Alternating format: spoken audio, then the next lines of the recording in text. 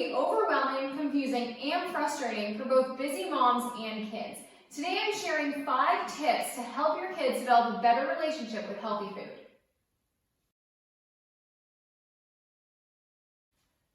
As a busy mom, it is super frustrating when you cook a big meal or place down snacks and your toddler or your kid just refuses to eat. They don't want it, they don't like it, they just want nothing to do with everything you just prepared.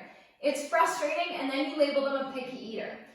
In my experience, what I found is, yes, picky eating is a thing, but I think just like adults, kids go through phases. Some days they like things, some days other things are more appetizing, and sometimes your taste buds do change. So all of that needs to be considered when you're placing food in front of your kids. And while it is definitely frustrating when you go through all of the work to cook a big meal and no one eats it, try to be kind. They are little and they're still managing how to deal with their emotions, their likes and dislikes too.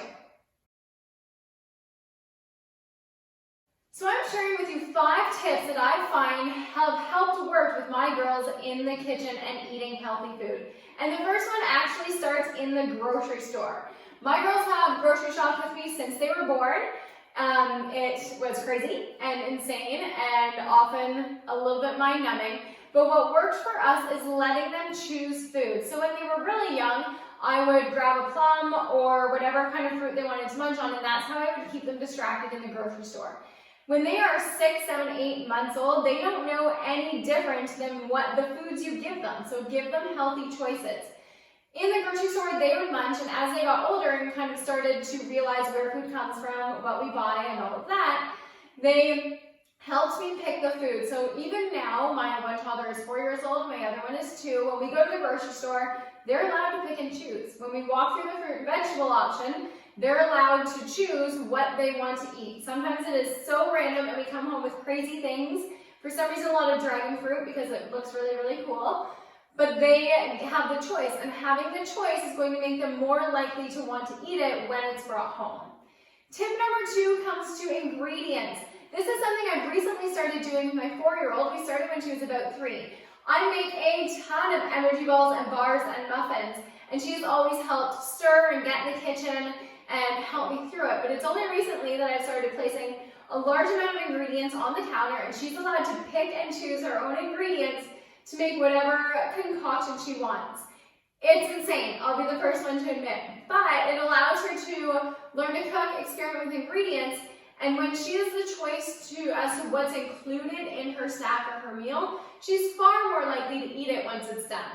So while it is a little bit chaotic and the mess can get insane and you're wondering kind of what the heck is going to put in that bowl, remember that it is all for the benefit of them. If they've helped make it, they are far more likely to eat it once it's ready. Tip number 3 is having an open conversation with your kids. We are constantly talking about food, nutrition, and what role food plays in our diets. I don't eat any differently than my girls. We all eat the same thing, and I think that helps. It's very, very difficult to preach something to your kids when you're not doing it yourself. They pick up far more on actions than they do on your words. So we talk about how healthy food helps us get really strong so that we can do our workout, and my girls are really into gymnastics, so hang from a bar. So we need to eat foods that make us strong. We talk about how vegetables and fruits help keep our immune system healthy. So this means that we don't get as sick and we're able to play far more. Opening up the discussion of food, I think, is really, really important. And a lot of the time, us mamas think that our kids are too young to do something, when in reality, they pick up on so much that we don't realize.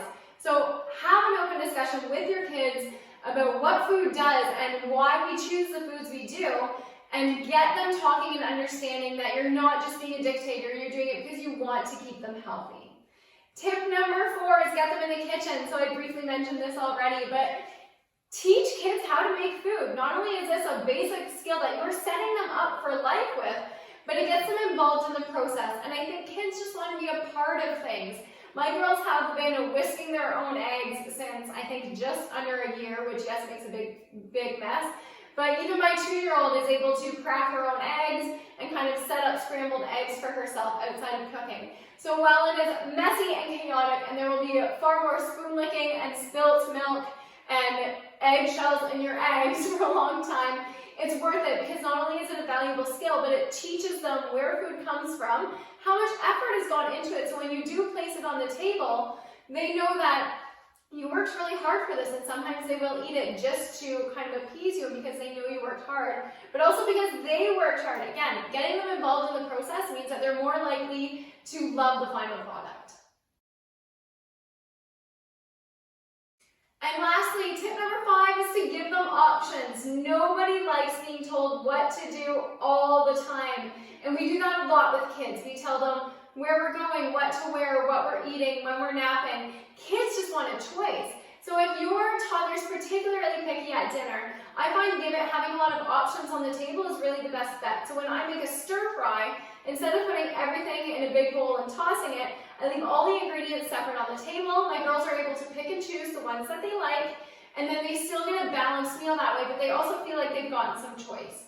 The other thing we do is a couple of times a week, we sit down and I ask them what they want to eat for dinner.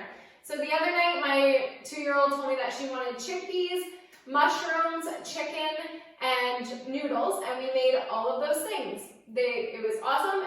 Both girls ate, and I think just giving kids the option of what they can eat and not just being told all the time makes a really big difference. So have some options on the table. Don't just give them one thing. And ask them what they want to eat and do your best to include it. If they say muffins, try to find a healthy muffin variation so that it's a bit of a compromise, but you know they're still getting in nutrients. So tell me, do your kids help you in the kitchen? And if they do, what are their favorite things to make? I love new ideas from my girls. And if this is your first time here, thank you for dropping in. I am all about making fitness, food, and healthy living practical for busy moms. So hit that subscribe button and join me on the